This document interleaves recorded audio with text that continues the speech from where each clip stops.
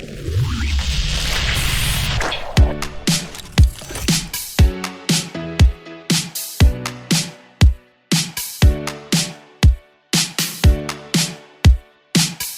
it's Scott, ROCKFILE, back with another podcast review for you. Let's talk about the 1988 remake of The Blob in its new 4K edition. I think the 4K edition has been out for a little while, but I just got a copy of the Steelbook, which is really cool. It dropped to a really cheap price, and why not? This 1988 remake was directed by Chuck Russell. You've seen his name on The Mask, Eraser. He directed the third Nightmare on Elm Street movie, Dream Warriors. This movie was co-written by him and Frank Darabont. Yeah, Shawshank Redemption, Frank Darabont. So anyway, it's based on the original Blob. Kevin Dillon was the star. A young Shawnee Smith from the Saw movies is in it. Donovan Leitch, yes, the one son of Donovan. Jeffrey DeMunn plays the sheriff. I think he played the sheriff in just about every movie he was in. Candy Clark and more. With a $10 million budget and a lot of practical effects, the movie is actually pretty darn good. At 95 minutes, it certainly doesn't overstay its welcome. The short version is, if you haven't seen this movie before, this is one of those remakes that's up there. I saw one reviewer after I rewatched it compare it to like The Fly and The Thing, which came out in the earlier part of the 80s, but as remakes that were not only better than their originals, but brought more to the table than their originals. I would agree with all of that. I don't think it's up there with The Thing or The Fly, but I did think it was very good and much better than the original. Now, I like the original. I saw it as a kid because I'm a Steve McQueen fan. I used to have a copy of it on DVD, I think, but I haven't watched it in years. And this I saw in the theater back in 88, and I don't think I've seen it since. Some reviews were out there. It gets a 4.5 to 5 out of stars for the video transfer. I would give it that. It's grainy in places. It's a 1988 movie, for crying out loud, but it looks fantastic.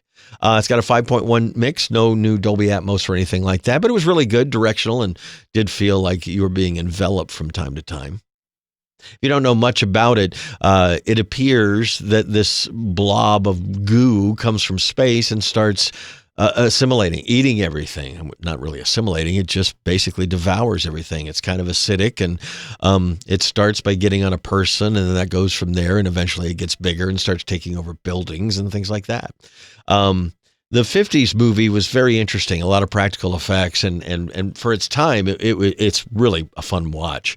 This, they took it pretty seriously, actually, and I was kind of surprised at that, and that's what makes the movie good now. Everything is played seriously. Nothing is cheesy. There are a lot of practical effects. There are a few things that don't hold up, some composited things and some early blue screen. It probably wasn't even green screen back then. But for the most part, it looks fantastic. And some of the gory things that happen, when the goo encompasses somebody and then pulls back and all that's left is kind of a skull, it's all done practically, and it's pretty cool. They did some really cool effects. This was kind of like watching Return of the Living Dead kind of thing. These are guys really doing some good work. They had $10 million in 1988 money, and they poured a lot of it into the effects.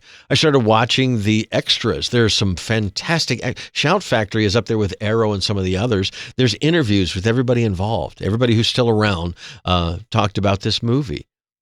It really is. I mean, it was 1988 and the acting is such, but overall, from beginning to end, this plays well as a good horror movie, a good science fiction horror movie. There's some twists and turns. There's some frantic chase scenes. There's some, oh my, we're going to get eaten by this thing. And there's some really surprise kind of shocks, which not so much happened in the original film. And I think that's where this kind of elevates it. It's one of Chuck Russell's best movies now that I've watched this. I mean, I think he knocked it out of the park with Mask. As far as Arnold movies go, Eraser was kind of silly but fun.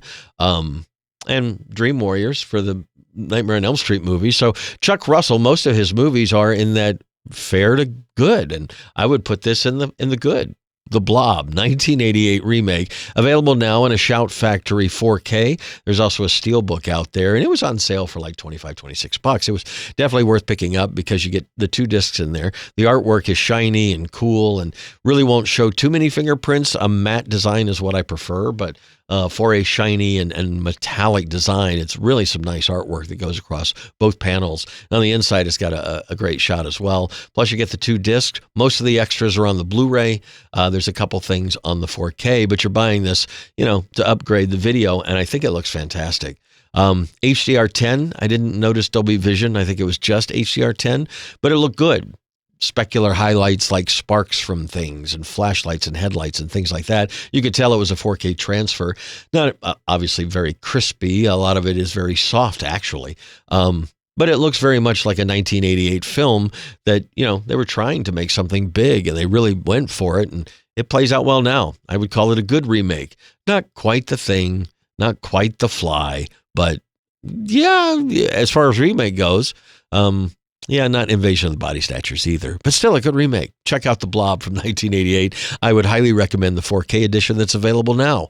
I'm Scott. I'm ROCKFILE. More podcasts are on the way. I'm going to start doing some video podcasts. If you're watching this on YouTube, you've noticed that I've probably added some video content in the last podcast. Well, I'm going to be adding some actual video content. I have a drone that will follow me around. I have a nice microphone now that I can carry with me. So I'm thinking about doing some podcasts on the road, if you will. Maybe a review in the woods. It would at least be more visually interesting than watching me sit in a studio. We'll see what happens. And that'll be coming up here on ROCKFILE's podcast. Thanks for listening. Please like, share, and subscribe, and have a spectacular day.